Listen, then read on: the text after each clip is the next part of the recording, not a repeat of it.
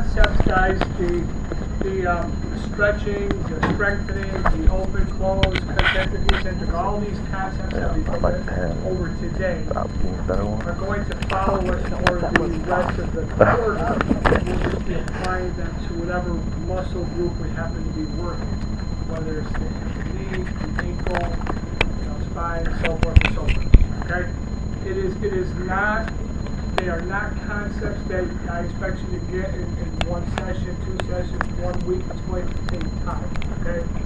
So, when we look at simple stretching, just stretching in general, if my goal as a therapist is to improve Regina's ability to do a straight leg raise to 90 degrees, okay? And she can only go to, say, 60. That's as far as she can go. If I don't want to employ any autogenic or reciprocal at all, I just want to employ simple stretching. You take the limb, you support the limb, and you passively bring the limb to where there's tension. The tension that is felt is the limitation of her ability to go further. Now I have to determine what's the limitation caused. Is it because the muscle's tight? Is it because there's hip pathology? She won't let me go, whatever it is. Assuming it's just the muscle is tight, I can do a simple stretch like this. I can come up, and there's different theories, guys. Now, you're going to run into some therapists who are very strict in how they practice and so forth, and others that are not. Some people might do this, and I might say, well, I don't want the back to hyperarch, so I'm going to put this leg up here like this.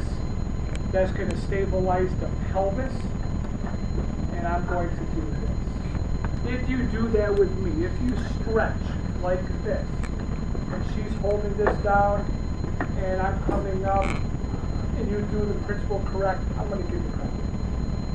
King will not. She will not give you credit because she showed you. How did she show you? She showed you that when she stretches, she wants this leg to be down like this. Okay? So, again, the techniques, the grading, that's one aspect. But I'm concerned whether you guys understand the principles at this level. I stretch, and I come up, and I want to go into the range where I can't go any further. And now, how long do I want to hold the stretch for? 20 seconds, so I'm going to hold 20 seconds. During the 20 seconds, I'm not going to do this. I'm not going to try and push further. I'm just going to simply hold it statically. My alignment should be such where I'm facing this way to stretch. Okay? That applies to anything. I'm coming to the shoulder, go to the point where I can't go anymore, hold it, go into the range where I feel tissue resistance, hold it there statically for 20-30 seconds. That's the stretch. So you guys are following that. You can do that for any part of the body. Did you want your head proximal to the knee point? You had it right here. You specifically want it there? For my stretch, yeah. if somebody has knee pathology, and I'm worried that their knee joint's not going to be supported, if I'm working with a patient with a knee problem, then I would want to ensure that I have the knee supported, whether I'm like this, whether I'm like this. But if I'm with somebody who does not have knee problems, as I lift up, if I know their knee can support and it's not going to hyperextend, I'm going to do this. Okay? I don't want you to get caught up in that, but that's a good question. Just think about the principle behind it. Okay. So, I'm here. The agonistic muscle is what? Okay, so her goal is to do a straight leg raise. That's her goal, and I want her goal to be up to 90 degrees. So the agonistic muscle is what? The hip quad complex. If it's in this position, it's that muscle. Okay, so that's the agonistic muscle. The antagonistic muscle is the hamstrings.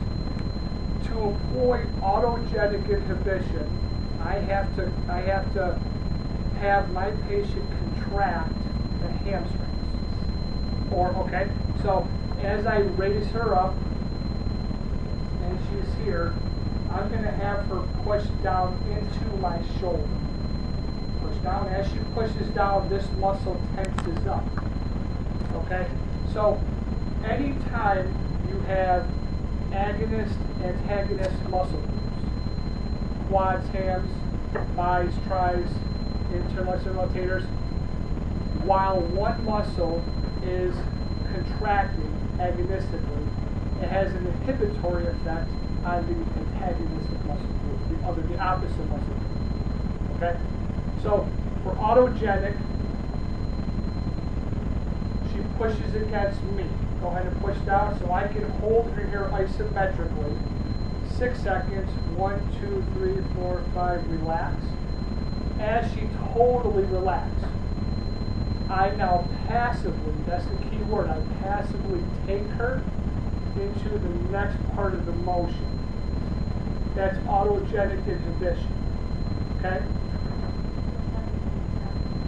I don't want you guys to think about the contract. I'm going to make it, that's why I'm doing this. I want to just kind of make the terminology a little bit easier to understand. Okay?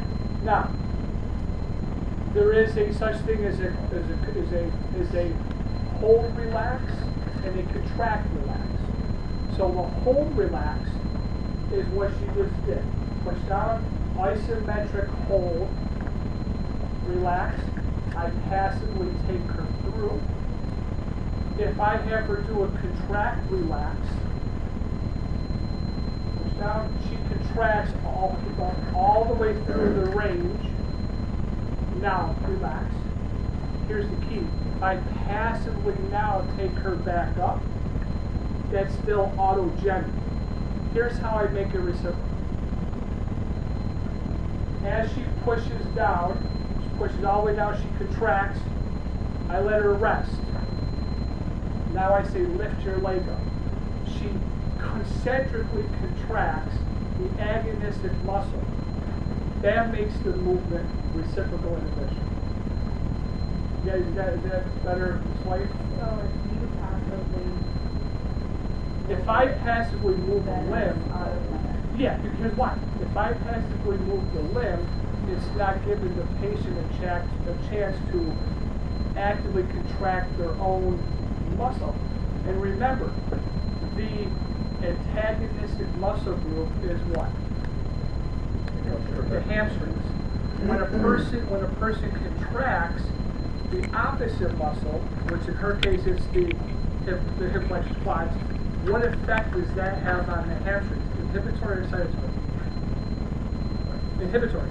So that's why it'll work, because the goal is to inhibit the hamstring, make it relax.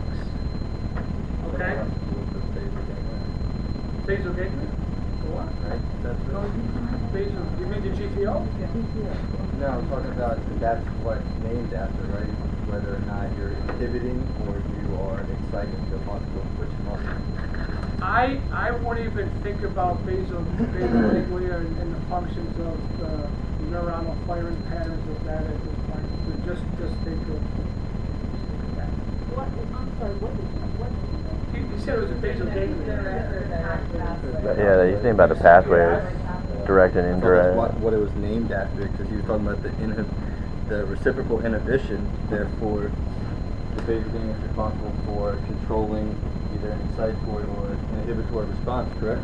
No, basal ganglia, No, you're kind of mixed up. Basal ganglia has what we'll call excitatory or inhibitory effect on movement patterns. So you can see hyperkinesis or hypokinesis. It does not pick individual muscles. Because it's just the No, it picks a movement. It picks a program to do something. Individual muscles are not being chosen by the basal ganglia. Okay. Yeah, exactly. You're mixing things up. Remember, this is just the muscle spindle reacting, and the Golgi tendon when the muscle goes to the tendon. This is all we're doing with the stretch pattern. With the spinal cord level. Okay. Right, yeah, Not this in is the brain different. at all. Okay, so that's what I wanted to show you guys.